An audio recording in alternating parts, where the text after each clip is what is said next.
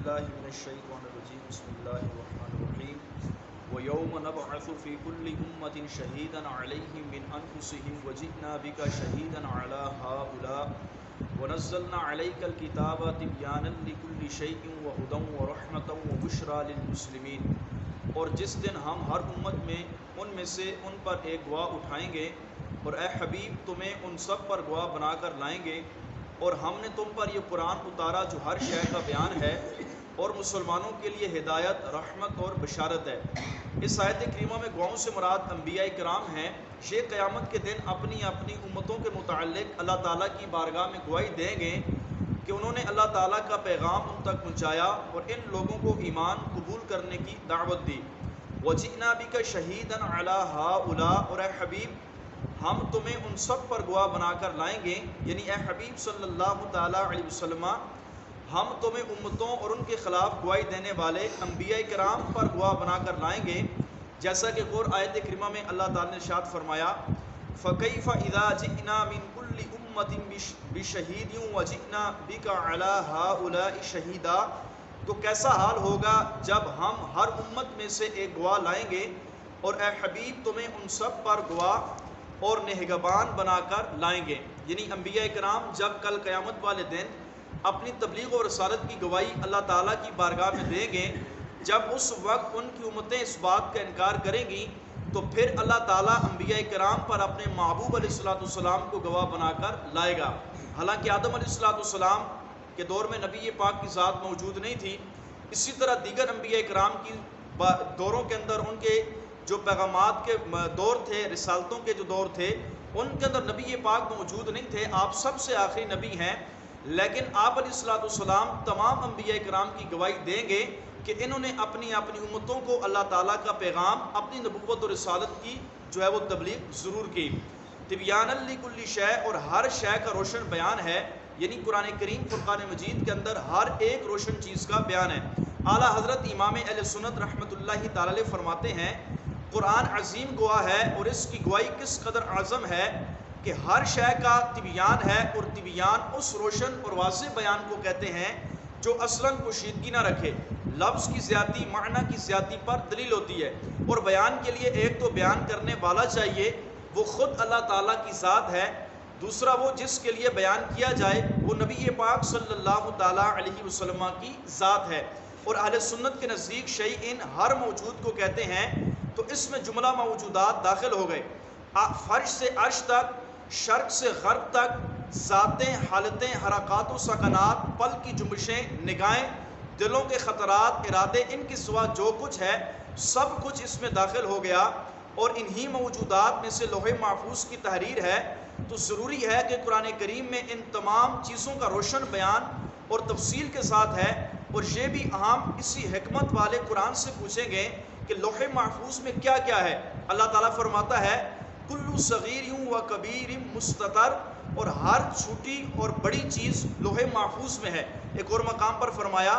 وَكُلَّ شَيْءٍ أَحْصَيْنَاهُ فِي إِمَامٍ مُبِينٍ، اور ایک ظاہر کر دینے والی کتاب یعنی لوح محفوظ میں ہر چیز ہم نے شمار کر رکھی۔ ایک اور مقام پہ فرمایا وَلَا حَبَّةٍ فِي ظُلُمَاتِ الْأَرْضِ وَلَا رَطْبٍ وَلَا يَأْبِسٍ إِلَّا فِي كِتَابٍ مُبِينٍ، اور نہ ہی زمین کی تاریکیوں میں کوئی دانہ ہے مگر ان سب کو جانتا ہے، کوئی تر چیز نہیں اور نہ ہی خشک مگر ایک روشن کتاب یعنی لوح محفوظ میں۔ تو اللہ تبارک و تعالیٰ نے قرآن کریم فرقان مجید کے اندر ہر ایک چیز کا بیان فرمایا، اس کے اندر لوح محفوظ بھی ہے جس کے اندر اولین و آخرین تمام ہر ایک چیز کا بیان ہے۔ تو اللہ تبارک و تعالیٰ نے یہ قرآن کریم نبی پاک کی ذات پر نازل فرمایا۔ اگر ہم یہ کہیں کہ آقا علیہ السلام کو قرآن کریم کے علوم موجود نہیں تھے، آقا علیہ السلام کو معلوم نہیں تھے، تو پھر یہ ماننا پڑے گا کہ اللہ تبارک و تعالیٰ کا کلام نعوذ باللہ لغو ہے، کہ قرآن کو اللہ نے محبوب پر نازل کیا۔ اگر محبوب علیہ السلام ہی کو قرآن سمجھ میں نہ آیا تو یہ قرآن اللہ تعالیٰ کا سارا کلام ہی لغو ہو جائے گا۔ تو اللہ تعالیٰ کی ذات اس بات سے پاک ہے کہ اللہ کا کلام لغو ہو۔ تو پتہ یہ چلا کہ نبی پاک علیہ السلام کو اللہ تعالیٰ نے اولین و آخرین تمام چیزوں کا علم عطا فرمایا ہے، تب ہی تو نبی پاک نے جنت اور جہنم کے احوال بیان فرمائے، قیامت کی نشانیاں بیان فرمائیں، اور اللہ تبارک و تعالیٰ نے قرآن کریم فرقان مجید کے اندر ہر ایک چیز کا بیان فرمایا تو اللہ پاک نے اپنے محبوب علیہ الصلوۃ والسلام کو تمام کے تمام غیبوں کے علوم بھی سکھا دیے۔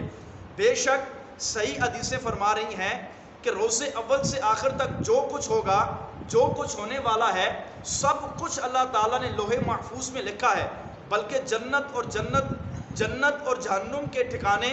اور ایک حدیث میں فرمایا کہ اب تک کا سب کچھ حال لوح محفوظ میں لکھا ہے، اور لوح محفوظ کا بیان اللہ تعالیٰ نے قرآن میں فرمایا ہے، اور قرآن اللہ تعالیٰ نے محبوب پاک پر نازل کیا ہے۔ تو پتہ یہ چلا کہ اللہ تعالیٰ نے اپنے محبوب پاک علیہ الصلوۃ والسلام کو تمام اولین و آخرین کے علوم عطا فرمائے ہیں۔ تو ان سے ان لوگوں کو درس عبرت حاصل کرنا چاہیے جو یہ کہتے ہیں کہ نبی کو غیب کا علم نہیں، نبی دیوار کے پیچھے کا نہیں جانتا، حالانکہ اللہ تعالیٰ تو فرماتا ہے ہم نے قرآن میں ہر ایک چیز کا بیان فرما دیا، جو کچھ ہو چکا ہے، جو کچھ قیامت تک ہونے والا ہے، بلکہ قیامت کے احوال، جنت کے احوال، جہنم کے احوال، پل صراط کے احوال، محشر کے احوال، تمام کا بیان فرمایا، ہم نے تفصیل کے ساتھ قرآن میں بیان فرمایا، اور یہ قرآن اللہ تعالیٰ نے اپنے محبوب پر نازل فرمایا۔ تبھی تو ہم کہتے ہیں، جو لوگ کہتے ہیں کہ حروف مقطعات جو ہیں، جو بعض صورتوں کے شروع میں ہیں، کہ ان کا علم فقط اللہ تعالیٰ کو ہے، ہم اہل سنت کے نزدیک حروف مقطعات کا علم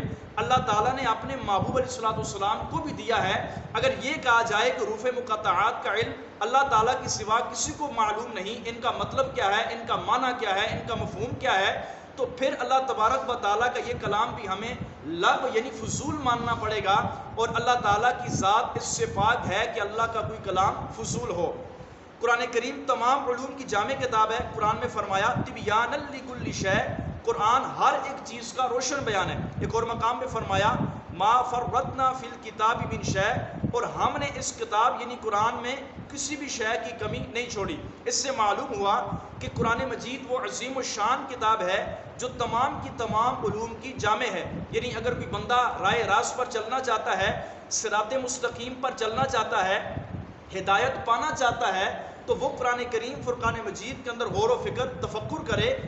اور یہی بات صحیح حدیث اور بزرگان دین کے اقوال میں بھی بیان کی گئی۔ چنانچہ ترمذی شریف میں نبی پاک علیہ الصلوۃ والسلام نے پیش آنے والے فتنوں کی خبر دی، صحابہ کرام نے ان سے خلاصی کا طریقہ دریافت کیا، تو نبی پاک نے فرمایا اللہ تعالیٰ کی کتاب جس میں تم سے پہلے واقعات کی خبر ہے، تم سے بعد کے واقعات کی بھی خبر ہے، اور تمہارے آپس کے فیصلے بھی ہیں۔ عبداللہ بن مسعود فرماتے ہیں جو علم چاہے وہ قرآن کریم کو لازم کر لے، یعنی اس کے اندر غور و فکر کرے، کیونکہ قرآن میں اولین و آخرین کی خبریں اللہ تعالیٰ نے بیان فرمائیں۔ اللہ کریم کی بارگاہ میں دعا ہے اللہ تعالیٰ ہم سب کو قرآن کریم فرقان مجید کو غور و فکر تفکر کے ساتھ پڑھنے کی توفیق عطا فرمائے، آمین بجاہ النبی الکریم صلی اللہ علیہ وسلم۔